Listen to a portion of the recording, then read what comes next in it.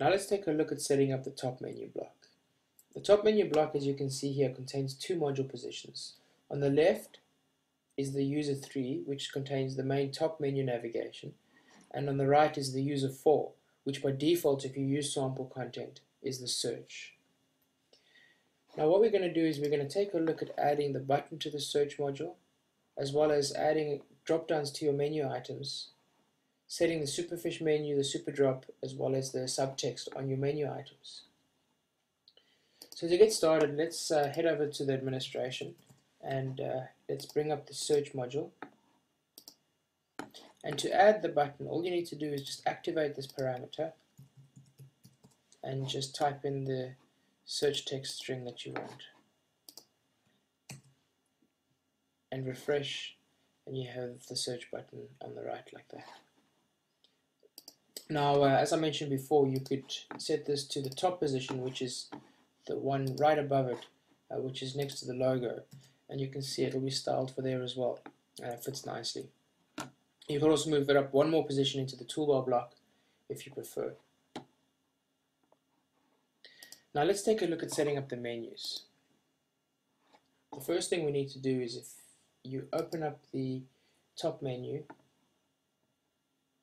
and we need to create some child items so that when we hover over a parent item, one of the child items drops down so that we can see how the menus work. So I'm going to quickly just highlight all of those and just copy them. And then I'm going to go into these quickly and I'm going to just set them as child items of the features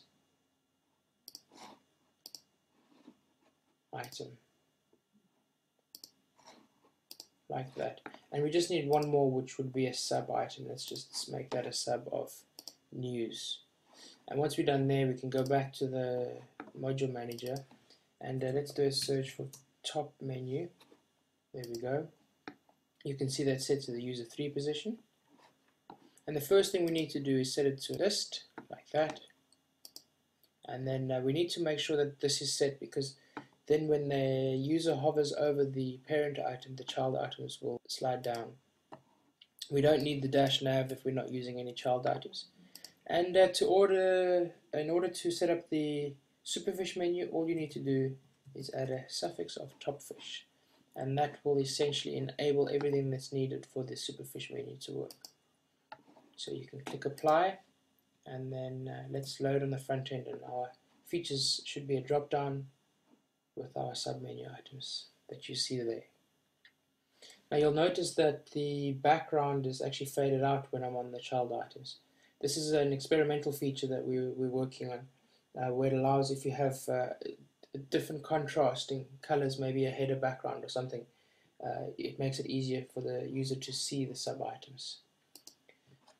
So now let's say you wanted to change the menu to something different. Now the top drop class or suffix adds the super drop menu, like that. So now you see the third level actually drops down like the superfish, but the second level, or the first drop down, is actually in a bar along the bottom of the first or the top navigation bar. Now what we can do with either of these menus is, if we add to the suffix the text subtext, like that, and actually let's just save that, because what we need to do now is head over back to the top menu,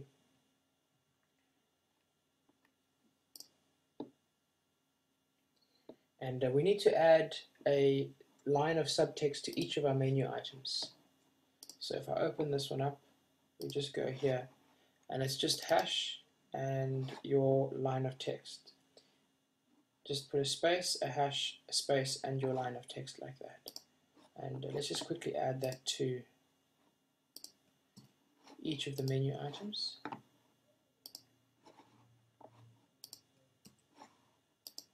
Like that. And now when we refresh the page, we have subtext along with our super drop menu system, like that. Now if you prefer the superfish, you can always go back to the module manager, to the top menu, and just change this to top fish again, and now you'll see you still have the subtext, but it drops down again like that. So the last thing I want to show you before I finish off is just the settings within Configurator. And the first thing you'll see here is if you go to building blocks, first thing to notice is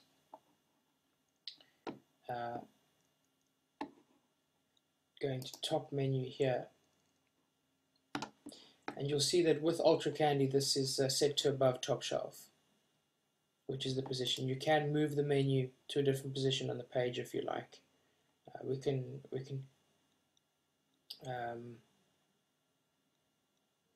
try and move that up above one position to show you how that'll look, and make sure that both the block wrap and block inner are set to none, and also the Chrome is set to none.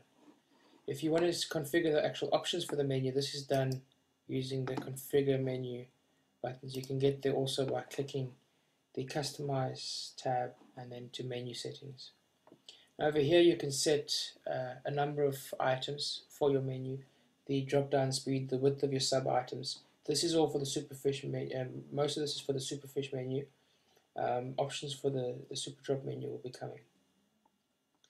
So over here, the one thing I want to show you is call to action link.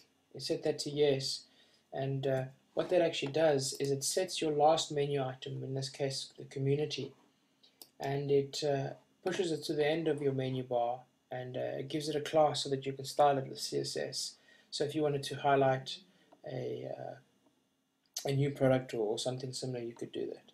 So now we've moved the menu up, you can see, to the position above, and the